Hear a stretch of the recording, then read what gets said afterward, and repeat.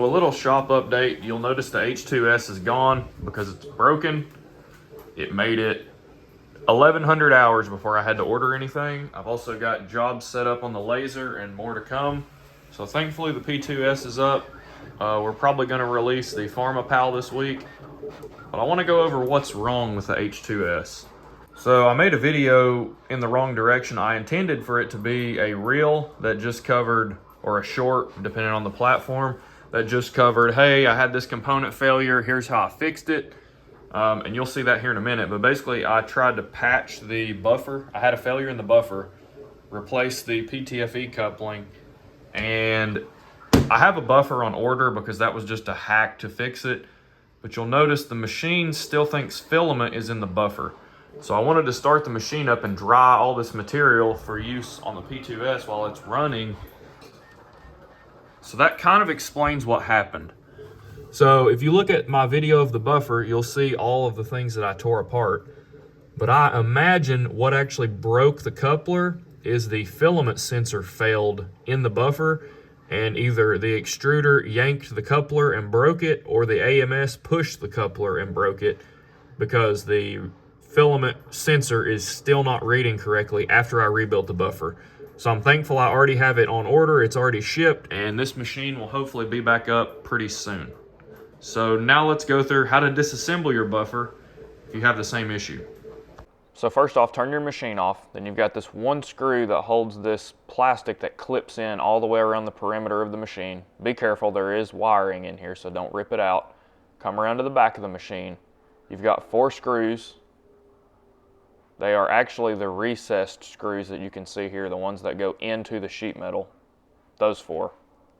Then you can slip the buffer loose. Be careful, it does have an electrical connector still hooked up, and if yours is broke, the PTFE tube will not come out just like mine. Be very careful not to break this connector. So there are 2 small screws that hold this black piece in. Take those 2 out, then you can pop the mechanism out. Discard it. Then you can also take the orange piece out. I think I did a terrible job of this. I figured out I could unload the filament at this point.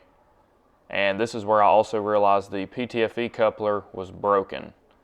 So you can see it disintegrated inside of this piece, and filament would not pass through. So this is where I had the genius idea of pressing out the broken coupling and trying to steal it from the filament inlet port on the machine. This was rushed. I was trying to get this back together and did not realize that this piece was actually needed. So I pressed it out of the machine, put it back in the buffer, and reassembled the buffer, as you can see in the upcoming steps. This is very critical right here. So this little wedged magnet is what the filament sensor reads off of. The orientation is very critical. I recommend looking this up. So I put the machine back together and realized that it was still broken. The piece that I actually needed is literally $25. I spent over an hour disassembling this and trying to figure out how it works. Don't do this. Like, this is the lesson learned from this video. If you have an issue with the buffer, just replace it. And honestly, for a machine that gets used hundreds and thousands of hours, like any production machine, you should have PTFE tubing on the shelf and a buffer for machines that have a buffer, because I'll show you here in a minute. Actually, let's look at it right now. So this P2S is printing right now, and you can see that the buffer cycles back and forth several times a minute. Think about how many times this cycles in 1,000 hours. And then also, PTFE tube rubs. You can see the residue from the PTFE tube rubbing. So also on the H series, this is an S, so it doesn't have the second one, but this buffer cycles just like the other ones every single time the extruder and AMS pull the filament. So just think about how many times this cycles in 1 hour of printing, let alone 1,000 hours. So this $25 part has basically crippled me, because this printer is set up for PharmaPal production only. The H2S was there for server rack production. Thankfully, I still have some inventory left, but I just got a bulk order this morning that pretty much wiped out all my printed parts. Thankfully, we've got a few more on the shelf, and I'm trying to release the PharmaPal. And I've also got a laser job backed up because I've been working on this machine that will be down for a week now over not having a $25 part in stock. Lesson learned. We'll never do this again. So I did listen to my own advice and bought, I think, 10 feet of PTFE tube from Bambu after I had my failure on this machine.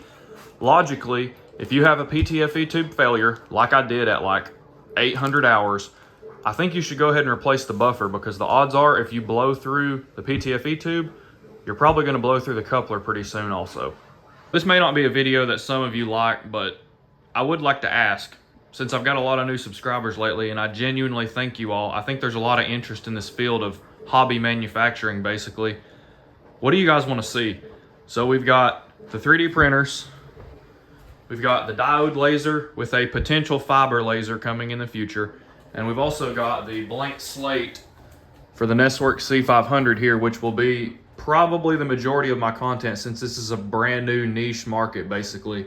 Let me know what you guys want to see, and like and subscribe if you want to see more content.